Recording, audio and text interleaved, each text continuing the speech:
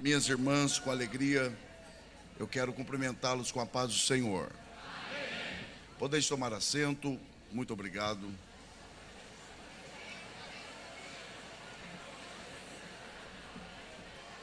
A primeira carta de Paulo aos Tessalonicenses, capítulo 5, versos 23 e 24. Por favor, se manifestem dizendo graças a Deus. A palavra do Senhor nos diz assim: e o mesmo Deus de paz vos santifique em tudo, e todo o vosso espírito e alma e corpo sejam plenamente conservados irrepreensíveis para a vinda de nosso Senhor Jesus Cristo.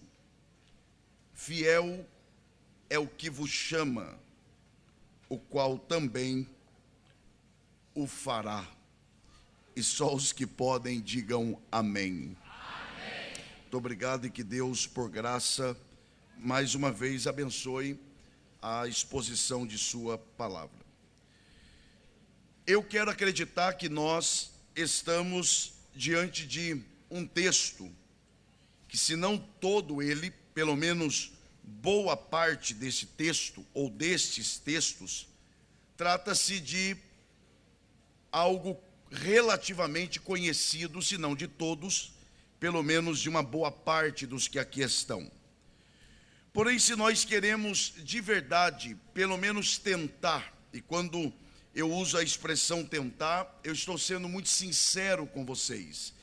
Se queremos pelo menos tentar entender corretamente o que o apóstolo Paulo tem em mente, ou o que o Espírito de Deus quer nos ensinar por meio destas palavras do apóstolo Paulo, nós precisamos considerar não só o que lemos, não só o que está no contexto imediato do que nós lemos, mas, por incrível que pareça, precisamos, ainda que de forma rápida, é claro, precisamos nos lembrar um pouco a forma com que esta igreja, isto é, a igreja que estava em Tessalônica, ela foi estabelecida nesta cidade.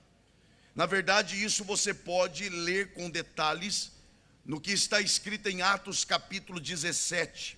O apóstolo Paulo chega na grande e importante cidade de Tessalônica, e como de costume, o apóstolo Paulo procura a sinagoga daquela cidade, e ali por 3 sábados seguidos, Paulo, ele pregou o evangelho.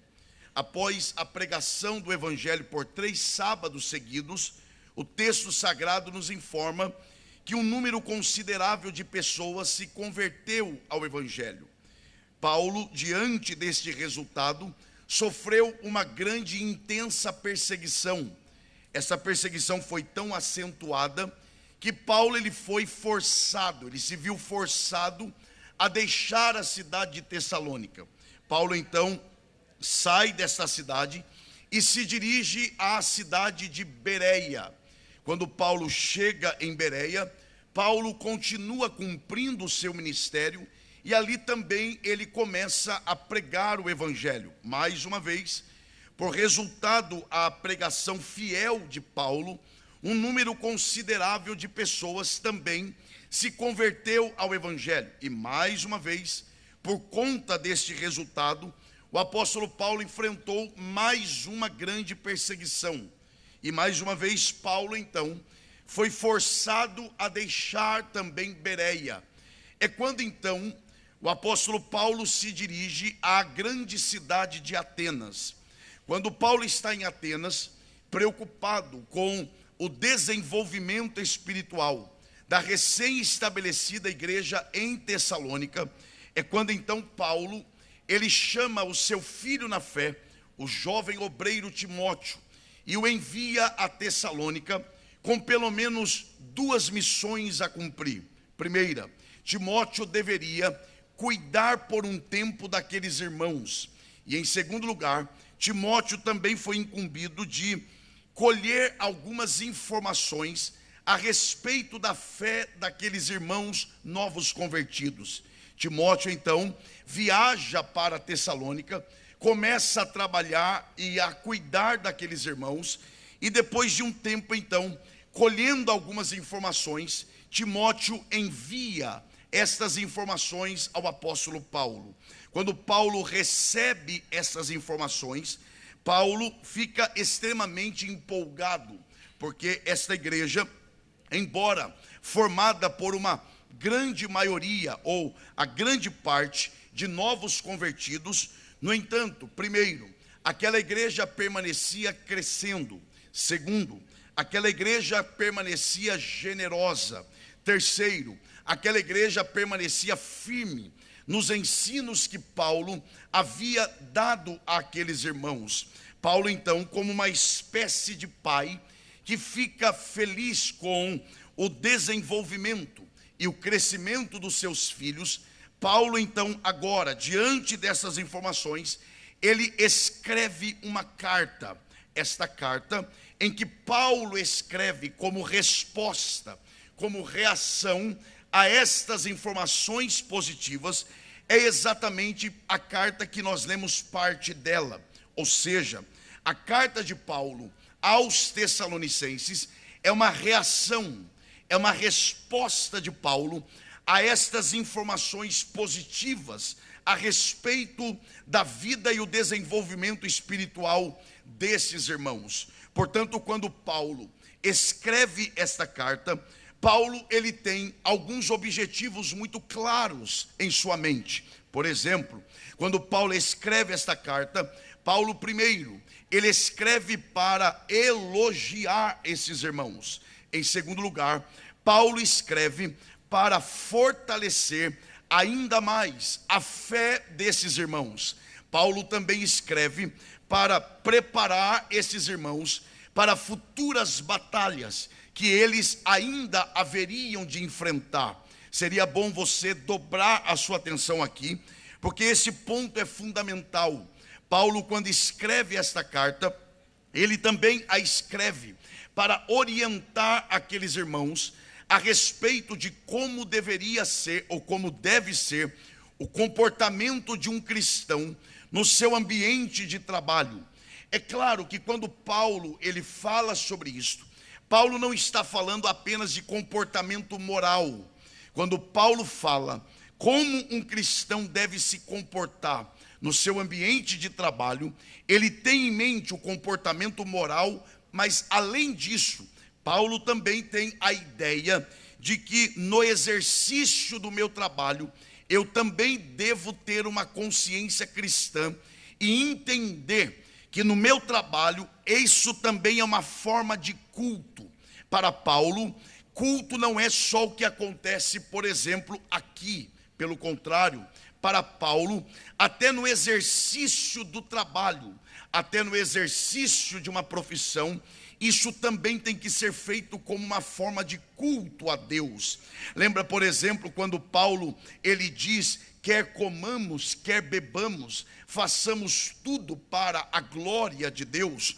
O que Paulo tem em mente é que culto não é apenas uma ação, culto é um estado de vida.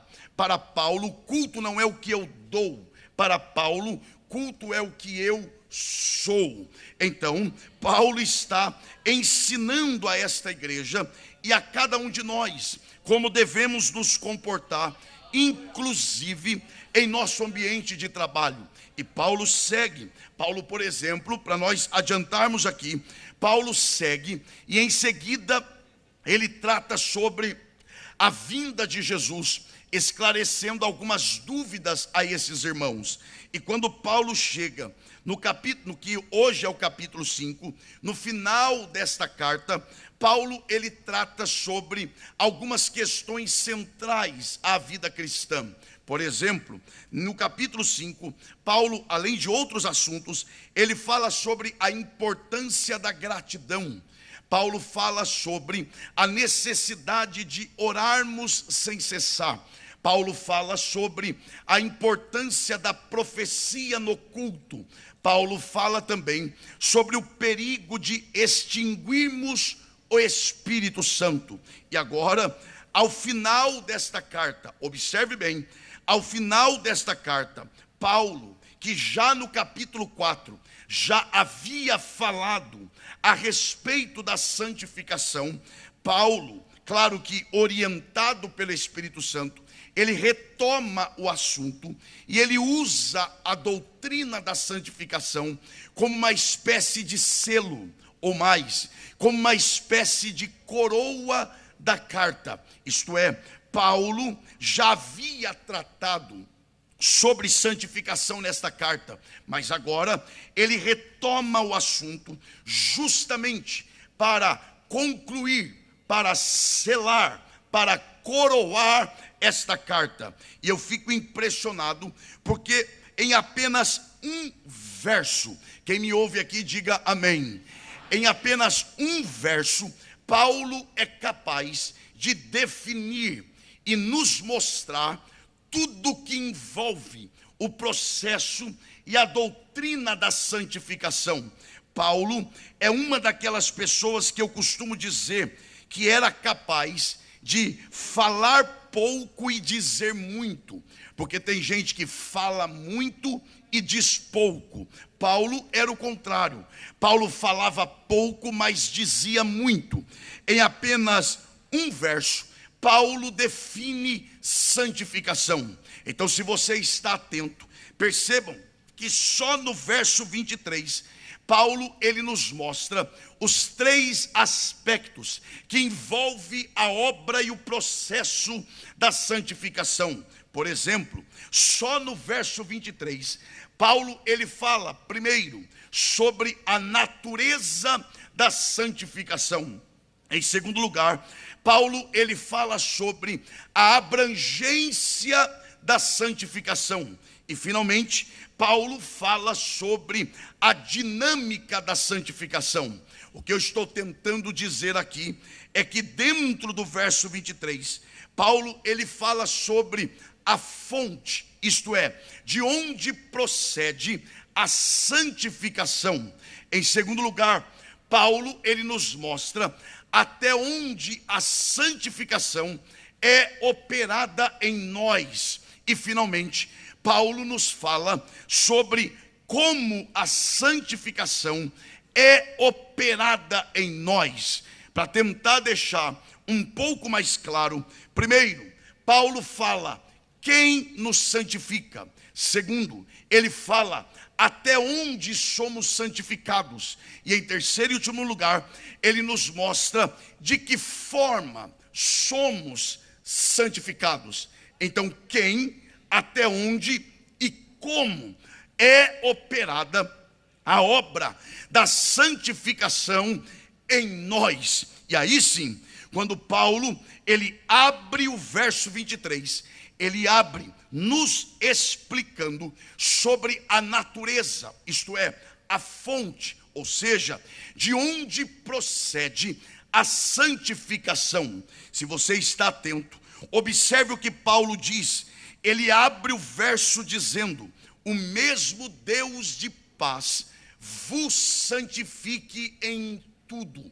Ou seja, Paulo deixa claro que a santificação tem em Deus a sua fonte, ou seja, Deus é a própria natureza da santificação.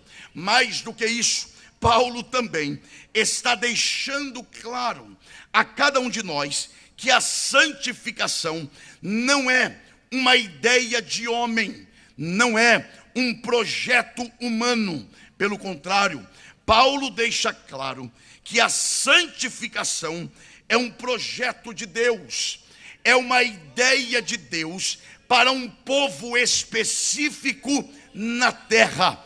Ora, o próprio Paulo, por exemplo, nesta mesma carta, no capítulo 4 e verso 8, falando também sobre santificação, ele diz que quem rejeita estas coisas, que coisas? A doutrina da santificação. Ele diz que quem rejeita a estas coisas, não rejeita ao homem, mas rejeita ao próprio Deus. Ou seja, o que Paulo está dizendo é, quando alguém prega ou quando alguém ensina sobre santificação e alguém se fecha e não recebe esse ensino ou esta pregação, esse alguém não está rejeitando ao pregador ou ao pastor. Pelo contrário, Paulo diz que esta pessoa está rejeitando ao próprio Deus, até porque a santificação é um projeto de Deus, é uma ideia de Deus para cada um de nós.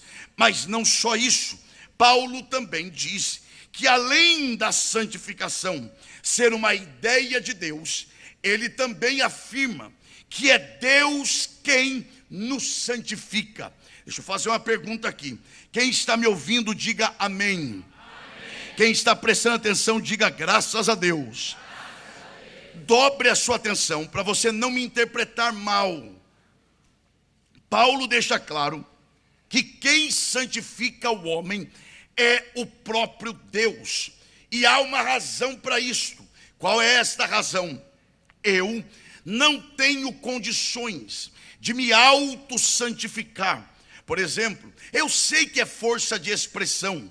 Quando alguém diz assim, eu estou me santificando, ou eu vou me santificar, ou vamos nos santificar. Eu sei que isso é força de expressão, mas é preciso cuidado, jovens, porque na verdade eu não tenho condições em mim mesmo de me auto-santificar. E eu digo por quê? Porque por mais crente que eu possa ser, ou por mais santo que eu possa estar hoje, sempre haverá em mim, até o arrebatamento, sempre haverá em mim alguma área a ser purificada. Ou seja, eu gero segundo a minha espécie. Uma vez que eu gero segundo a minha espécie, e sempre haverá em mim algo a ser purificado, por mais santo que eu possa estar, então eu não tenho condições de me santificar. A única coisa que eu posso fazer é me aproximar da fonte que santifica. Aí sim. E como é que eu faço isso? Orando, lendo, mas não é isso que me santifica, não. Orar, ler a Bíblia, consagrar, me aproxima da fonte. E quanto mais perto da fonte, mais essa fonte vai ter condições de me santificar. Quem aqui deseja se aproximar ainda mais desta fonte, aproveite a oportunidade e já dê o melhor glória a Deus que você deu aqui nesta noite. Então, Paulo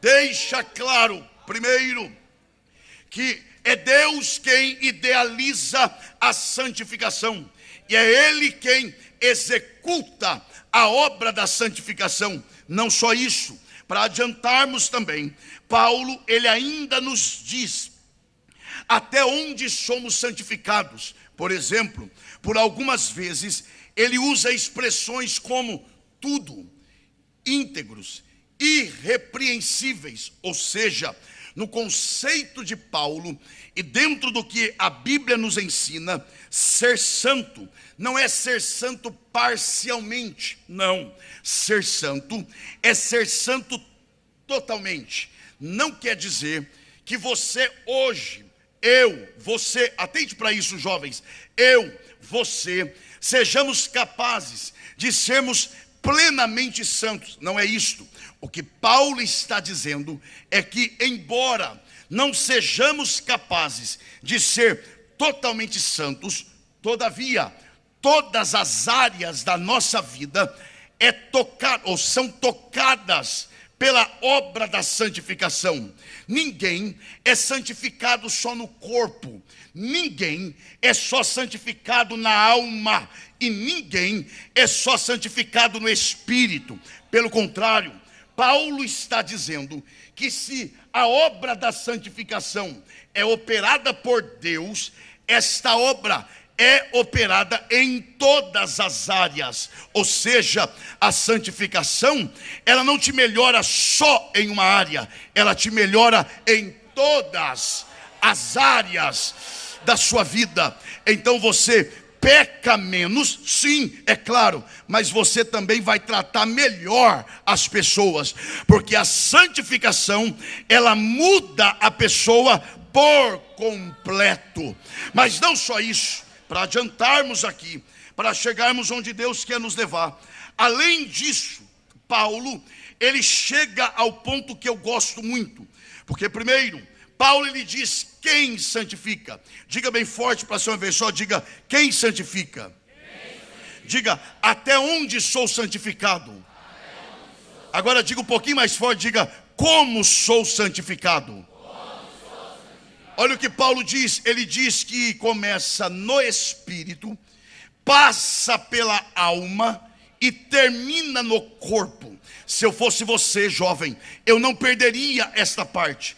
Percebam o que Paulo diz: todo o vosso espírito, alma e corpo. Percebam, Paulo não coloca nesta ordem por casualidade. Estar nesta ordem, espírito, alma e corpo, não é acidental, não é casual. Pelo contrário, está nesta ordem porque é assim que funciona. Ou seja, a obra da santificação, ela começa no espírito, ela passa pela alma e ela termina no corpo. Perceba então que a santificação, ela não começa de fora e termina dentro. Não, ela começa do lado de dentro e termina do lado de fora. Ou seja, percebam ainda mais, porque a obra da santificação, ela não começa onde eu vejo, ela começa onde só Deus vê. Por isso, gravem isso, nunca subestime alguém pelo que os seus olhos estão vendo agora, porque por pior que essa pessoa possa estar hoje, você não sabe o que é que Deus pode estar realizando no interior dela exatamente agora. A santificação começa onde os meus olhos não alcançam. Começa aonde? No espírito. Por favor, diga: começa no espírito. Passa pela alma. Agora um pouquinho mais forte, diga: e termina no corpo. Agora, nós precisamos entender isso aqui. O que é santificação no espírito? O que é santificação na alma? E o que é santificação no corpo? Quando Paulo diz sobre santificação no espírito, observem o que é que Paulo quer dizer com ser santificado no espírito. Lembra, por exemplo, quando Paulo, escrevendo aos Efésios, ele diz que antes de Cristo nos encontrar, nós estávamos mortos em nossos delitos e pecados. Jovens, que morte seria esta? Esta morte não é outra senão a morte espiritual. Que morte espiritual é esta? É a morte do espírito, é a separação do espírito do homem para com o espírito de Deus. Lembra quando Jesus, ele diz: deixe que os mortos sepultem os seus mortos. Que negócio é esse de morto sepultar morto? O que Jesus quer dizer é: deixe que os mortos espirituais sepultem os seus mortos físicos, porque o homem sem Deus, ele está morto no seu espírito. Agora, observe bem, lembra quando Paulo, escrevendo aos Romanos, ele diz que o primeiro, olhe para cá, o primeiro Adão. Quem é o primeiro Adão? É o esposo da Eva. O primeiro Adão, preste atenção nisso aqui, jovens. O primeiro Adão, ele foi feito alma vivente. Grave isso aqui. Ele foi feito. Grave isso. Foi feito. O primeiro Adão foi feito alma vivente. enquanto que o segundo Adão, quem é esse segundo Adão? Jesus Cristo. O primeiro foi feito, mas o segundo Paulo diz que ele é. O primeiro foi feito, o segundo é. Eu vou repetir isso aqui e você reage se você quiser, para gravar pelo menos. Paulo diz que o primeiro foi feito, então não existia. Já o segundo não foi feito, o segundo é, porque ele não existe, ele é para sempre. O primeiro foi feito alma vivente, enquanto que o segundo é espírito vivificante. Ou seja, o primeiro recebe vida, o segundo ele dá a vida.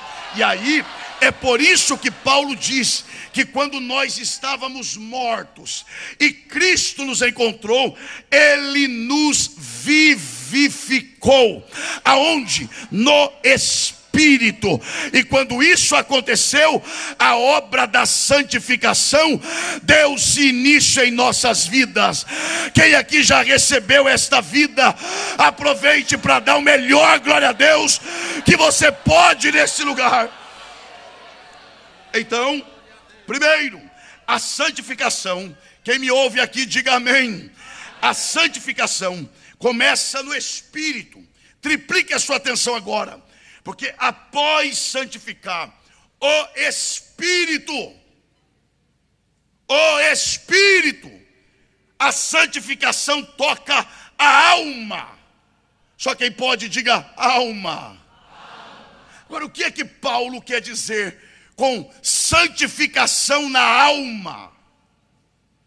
Para nós entendermos isso aqui, além de você prestar atenção, nós precisamos também saber o que Paulo está dizendo sobre alma.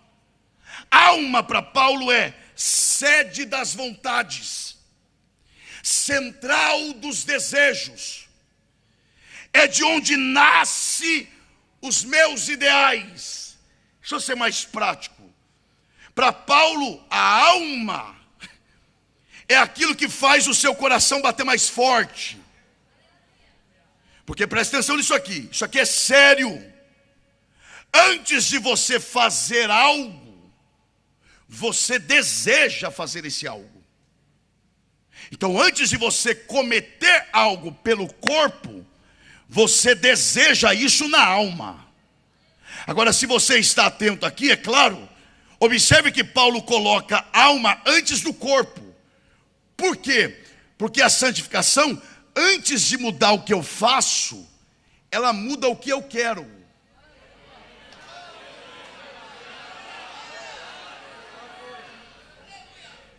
Dá glória a Deus quem acha que tem que dar. Eu sei que é ruim, mas é o que tem para hoje à noite, meu irmão. Então diga bem forte assim, antes. Só quem quer mesmo, diga lá, diga antes de mudar o que eu faço.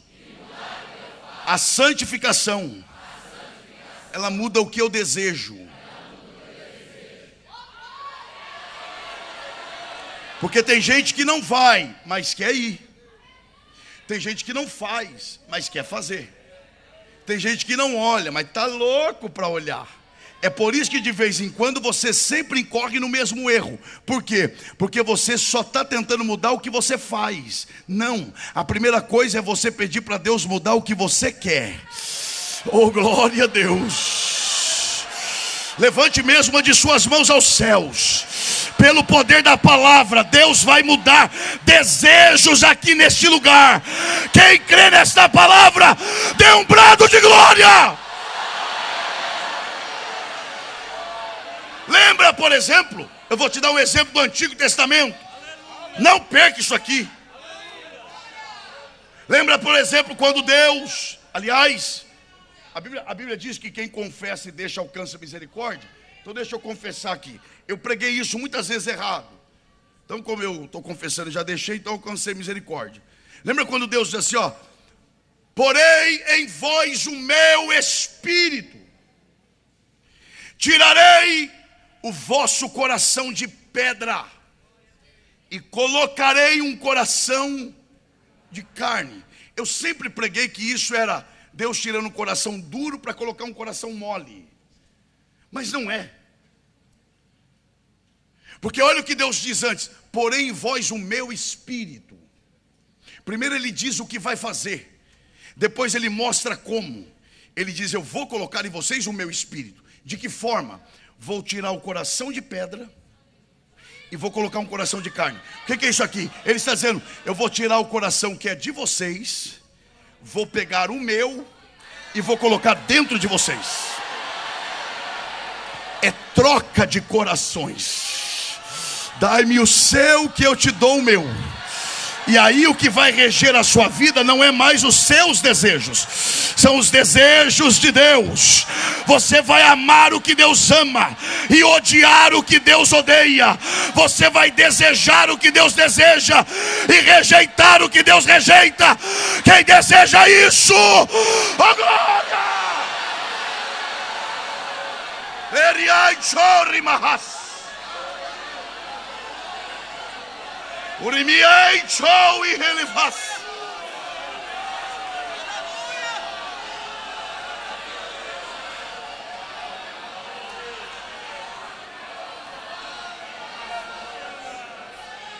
Diga bem forte, levante uma de suas, só quem quer, levante uma de suas mãos aos céus e diga forte, para que essa cidade se lembre que está tendo festa dos jovens aqui. Diga bem forte, para ser uma vez só, diga: ser santo é estar nivelado ao coração de Deus. Aleluia. Você quer ver? Obrigado. Você quer ver? Olha a oração do Pai Nosso, que nós chamamos de oração do Pai Nosso. Obrigado. Porque a oração do Pai Nosso não é um pedido para que nós sejamos levados ao céu. Não. É o contrário. A oração do Pai Nosso é um convite para que o céu venha a nós. Venha o teu reino. Mas dentre, não perca isso aqui não, dentre tantas coisas, olha o que Jesus disse: Pai, seja feita. Porque primeiro ele diz assim, ó, santifica o teu. Ele já não é santo? Então por que ele pede para que o nome de Deus seja santificado? O que é, ô jovem, não perca isso aqui não. O que é ser santificado ali? Depois ele explica. Ele diz: venha a nós o teu reino, seja feita. Olha agora. Assim. Para lá. É para fazer a vontade dele assim. Espera aí. Olha o que Jesus está pedindo ao Pai. Pai, faz a tua vontade aqui, do jeito que ela é feita aí. Agora, espera lá. A questão é, para você que está atento aqui, a questão é, de que forma a vontade dele é feita lá? Porque não é isso que ele está pedindo? Faz aqui do jeito que é aí. Agora, como é que é aí? De onde é que Jesus veio? De lá. Então ele sabe como é lá. Então ele está dizendo: Pai, eu sei como é que funciona aí. Eu quero que aí, ou eu quero que aqui funcione como aí funciona. Vamos trazer aqui um exemplo rápido, presta atenção aqui. Imagina Deus chamando o anjo: Miguel, sim senhor, vai na guerra, na terra guerrear. Eu? Não. Eu? Nunca. Até que Gabriel peça perdão, eu não trabalho nessa igreja. Dá para imaginar Miguel falando assim com Deus? Agora imagina Deus chamando Gabriel: Gabriel, sim senhor, vai entregar. Não, não, enquanto Miguel não reconhecer que o erro é dele, essa congregação não tem os meus trabalhos. Você acha que é assim lá? Irmão, como é que deve ser lá? Gabriel, sim senhor, vai, já estou lá. Já estou lá. Sabe o que é santificação? É tirar os entraves. É tirar aquilo que impede você de desejar e fazer o que Deus quer. Oh, levante uma de suas mãos aos céus, pelo poder da palavra somente. Hoje os caminhos serão abertos e a vontade de Deus se cumprirá em nós.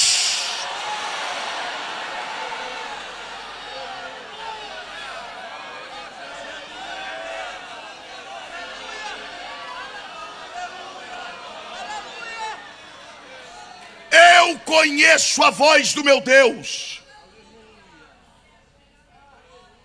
E o Senhor me orienta a dizer isso aqui ainda. O que é santificação na alma? É a regressão dos desejos carnais e a progressão dos desejos espirituais. Escute isso aqui, porque isso aqui vai consolar muitos jovens, pelo menos os que estão atentos. Aquela passagem que Paulo diz, aliás, nós pegamos essa passagem, inclusive nós obreiros, e interpretamos-nas de forma negativa. Qual passagem? Aquela que ele diz assim, ó: miserável, homem que sou.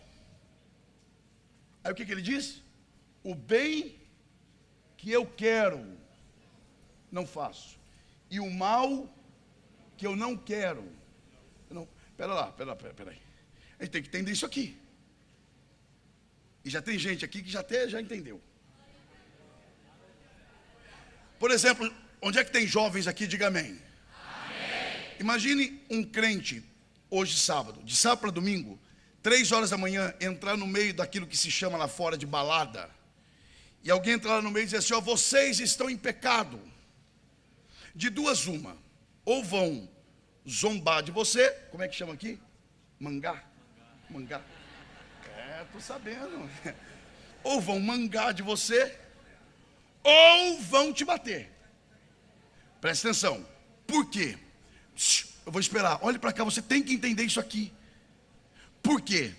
Na concepção do pecador lá fora, fazer o que eles fazem no que eles chamam de balada não é pecado. Eles vão dizer para você assim: não, isso aqui é meu direito. Eu trabalhei, estudei a semana toda e agora é meu direito de ter um momento de prazer. Porque o que é pecado para Deus, para o pecador, é direito e prazer. Preste atenção. Então, para quem peca lá fora, ele peca porque quer. Ele faz porque quer. Ele faz querendo fazer. Aí pega o jovem mais fraco aqui. Um tropeço que ele dá, ele diz assim: não era para eu ter feito. E eu fiz sem querer fazer. Eu pergunto para você, já não é um avanço? Porque antigamente fazia porque queria.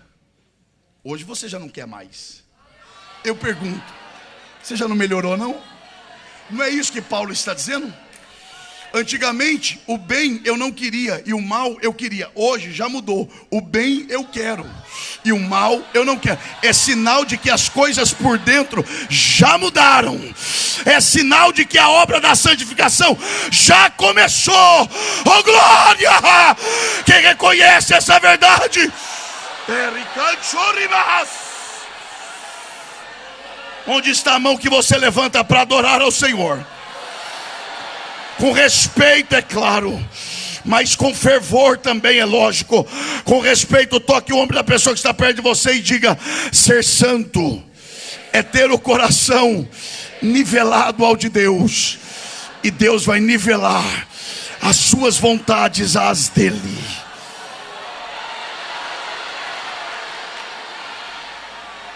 Deus está ministrando ao meu espírito aqui. Vai ter jovens saindo daqui hoje, desejando o que nunca desejou e odiando o que sempre amou. É mudança por dentro, é mudança.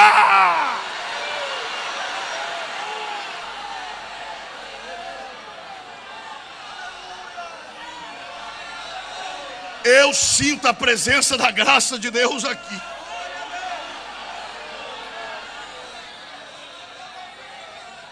Espírito Quem é que tem acesso ao espírito do homem? Nem eu tenho. Só o Espírito de Deus. Então olha que coisa linda. E é lindo não é porque eu estou falando, é lindo porque é a Bíblia. E eu só estou tentando explicar o texto. Só o Espírito de Deus tem acesso ao nosso espírito. Então a santificação começa onde nem você percebe. Depois passa pela alma, é onde eu sinto. Aí eu já começo a sentir mudança. Começa onde nem eu sei, passa por onde eu sinto e termina onde? Agora desanimou? Vai. Começa onde eu não sei, passa por onde eu sinto e termina no corpo. Agora, o que Paulo... Faz um esforço para você prestar atenção aqui, para o bem da sua alma. Porque o que é que Paulo está fazendo aqui? Ele está combatendo os extremos. Porque tem aquele crente que diz assim: não, para ser santo, basta seguir a regra. Não pode, não pode. Posso, posso. Devo usar, uso. Não devo, não uso. Tudo isso é importante no sentido de obediência. Agora tem gente que acha que santificação é só isso. Por outro lado tem aqueles que são mais românticos. Ainda põe a mãozinha aqui, ó, fecha o olhinho e diz: não, Deus só quer o coração. Aí Paulo vem e diz assim: não, não é nem uma coisa e nem outra. Então o que é, Paulo? É tudo. É onde você não vê, é onde você sente e é onde você vê. Se é para entregar, tem que entregar tudo.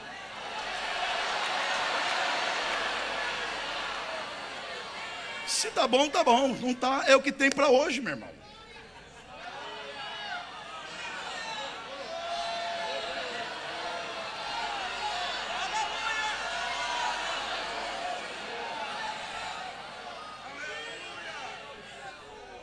Lembra o que Paulo fala em Romanos 12? Rogo-vos, irmãos, pela compaixão de Deus, que apresenteis, ou seja, manifestem, torne visível, em que apresenteis os vossos corpos. Aí depois, mais à frente, ele diz assim, ó, e renovai a vossa... Para lá, eu pergunto para você, você consegue ver o que passa na minha mente? Você está em dúvida? Estou preocupado agora. Vai lá, você consegue ver o que está na minha mente? Mas você consegue ver o que eu estou vestindo? O que Paulo está dizendo é, no altar de Deus, se é para entregar, tem que entregar aquilo que só Deus vê, mas tem que entregar também aquilo que o homem vê.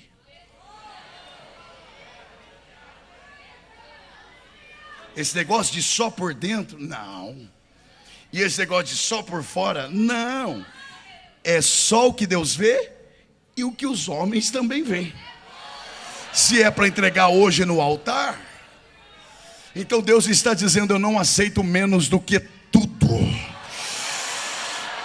Quem quer entregar tudo aqui para Deus hoje?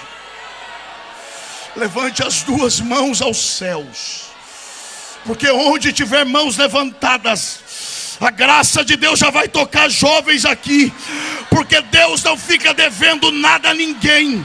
Se hoje você se entregar por inteiro, Deus te recompensará para a glória do seu nome. Quem deseja entregar tudo, dê um brado de glória.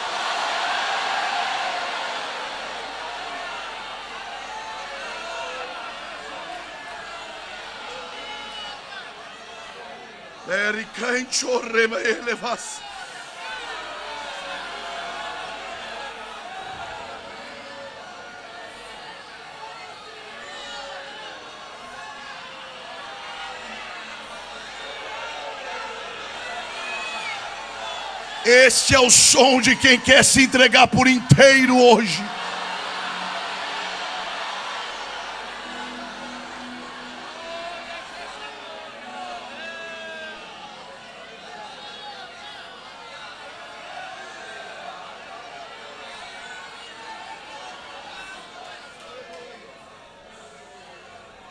Só mais uma pergunta. E eu começo a encerrar, eu prometo.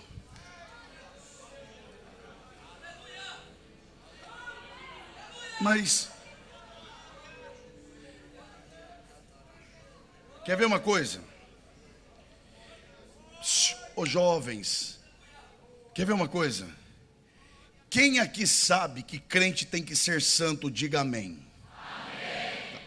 Mas a pergunta não é essa. A pergunta não é se devemos ou não ser santos. Porque o crente mais antigo da igreja e o crente mais novo, ele sabe. Você imagina você perguntar para um crente assim: e aí, crente tem que ser santo? E ele dizer: não. De duas, uma, interna ou ora. Você está com problema, imagina. Você perguntar para um obreiro: obreiro, crente tem que ser santo? Não, dá para. Porque disso todos nós sabemos. Que crente tem que ser. A pergunta não é se devemos ou não, porque disso sabemos. Fechei a Bíblia. A pergunta é: por que devemos ser santos? Os jovens. E esse negócio de porquê é muito sério. Sabe por que é sério? Principalmente você jovem. Porque quando eu faço a pergunta do porquê, eu descubro a motivação. Quer ver uma coisa? Quem é que está aqui, diga amém. Amém. Isso não garante que você está cultuando. Estar aqui não é garantia de culto. Não, mas eu estou aqui desde a tarde. Não garante nada. O que garante é o porquê.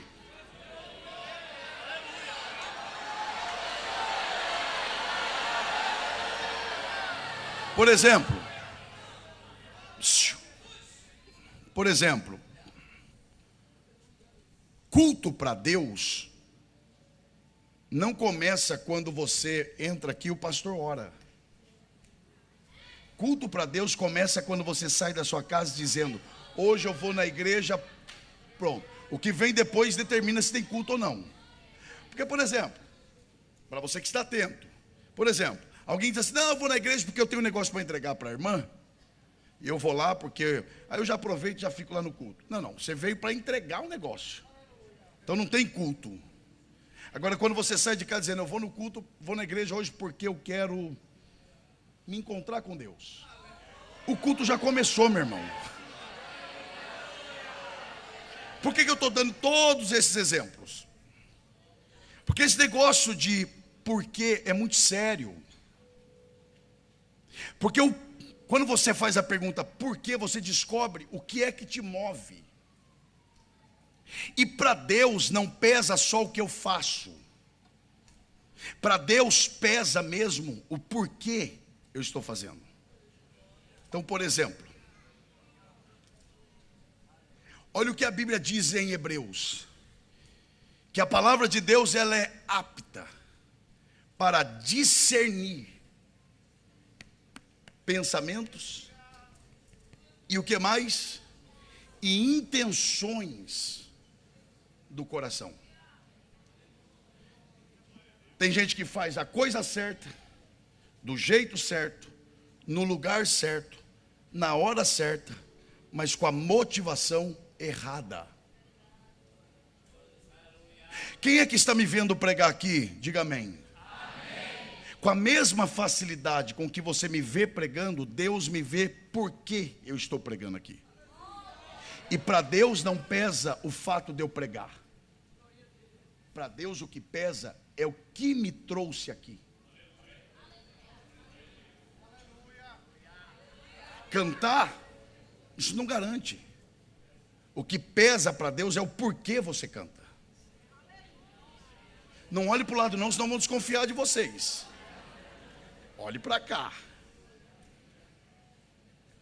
Então não basta apenas dizer que temos que ser santos. Eu vou terminar aqui. A pergunta tem que ser: por que nós temos que ser santos?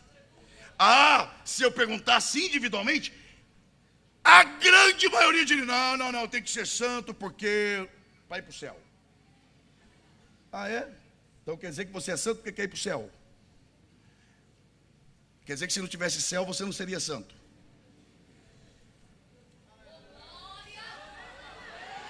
Grave uma coisa, jovens. O que move o mundo não são as respostas, são as perguntas.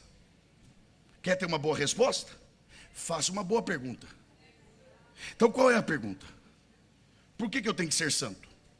Não, porque eu quero ir para o céu. Então eu te faço outra pergunta. E por que você quer ir para o céu? Eu quero ir para o céu porque eu não quero ir para o inferno. Ah, é? E por que você não quer ir para o inferno? Não, porque já basta sofrer nessa vida. Sofre aqui e ainda vai para o inferno. Fogo, enxofre, diabo, demônio. Não, eu quero mesmo ir para o céu. É mesmo? Por que você quer ir para o céu? Porque o céu é maravilhoso. E o céu é maravilhoso por que não? Porque, olha como a gente começa. O céu é maravilhoso porque lá as ruas são... Até em querer ir para o céu nós somos gananciosos. A gente já pensa no ouro.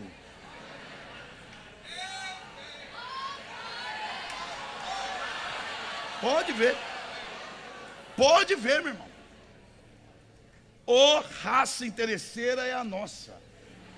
Não, eu quero ir para o céu porque as ruas são de ouro, os muros de jaspe, o rio de cristal. Aí alguém vai dizer Jesus. E é mesmo, Jesus. Cadê ele mesmo? Cadê ele?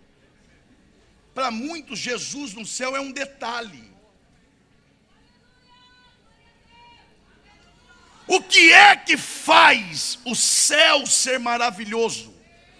E o que é que faz o inferno ser terrível? O inferno não é terrível por causa do fogo e nem por causa do diabo. O inferno é terrível porque Deus não está lá. E o céu não é maravilhoso por causa do ouro. O céu é maravilhoso porque a Bíblia diz que ela não precisa nem de sol, porque Ele é a própria luz.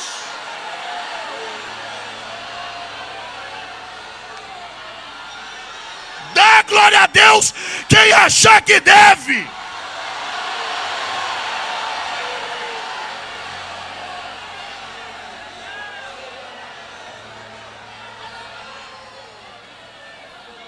Triplique a atenção, senão você vai me interpretar mal.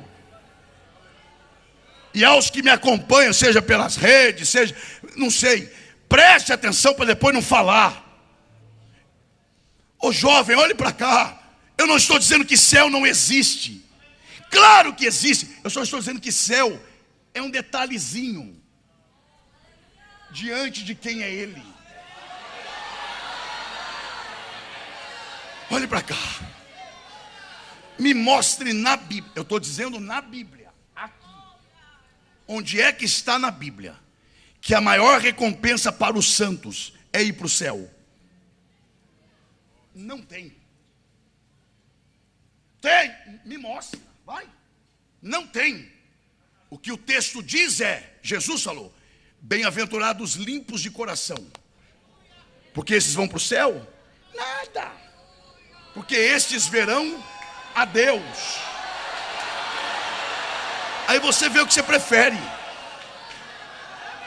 Segue a paz com todos e a sem a qual ninguém vai para o céu? Nada. Sem a qual ninguém verá?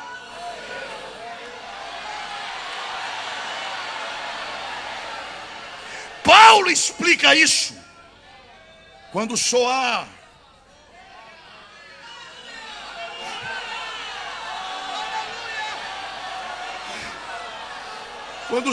a última trombeta,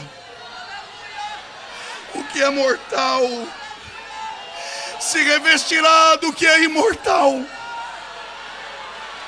O que é corruptível se revestirá do que é incorruptível. Receberemos um corpo semelhante ao dele. E olha agora, e o veremos como ele é.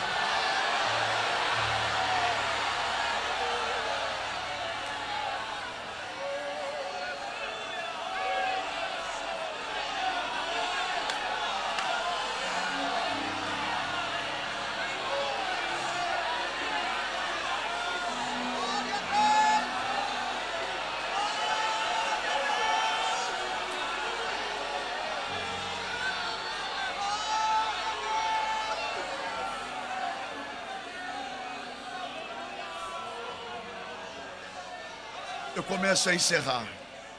Só um minuto.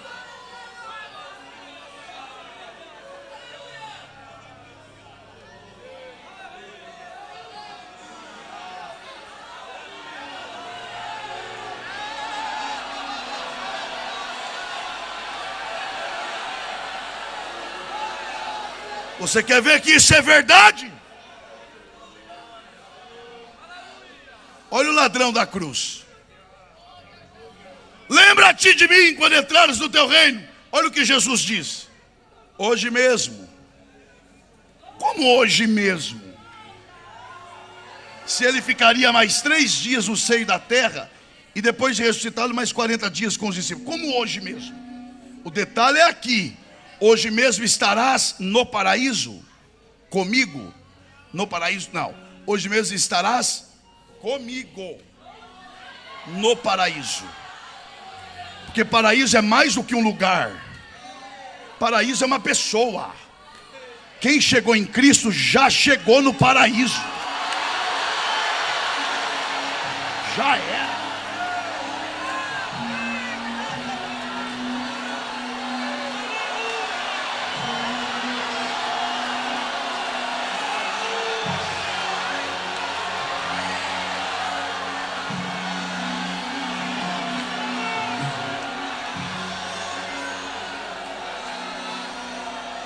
Eu não sou irresponsável.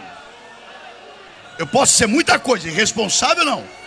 Eu sei do peso desse púlpito aqui. Eu tenho que ter pelo menos mais uma base. Pelo menos. E claro que tem. Jesus falou: não se turbe o vosso coração. Vocês creram em Deus? Então creem em mim também. Na casa de meu pai tem muitas moradas. Aí daqui a pouco ele diz assim, ó: e quando eu vier,